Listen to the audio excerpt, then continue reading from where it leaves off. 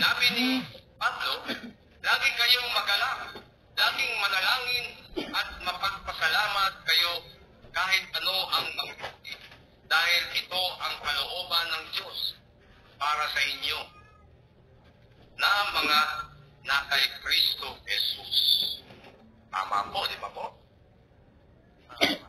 Matatagpuan natin yan sa Thessalonica, unang Thessalonica, verse 2 hanggang 14, 5 and 16 and 18.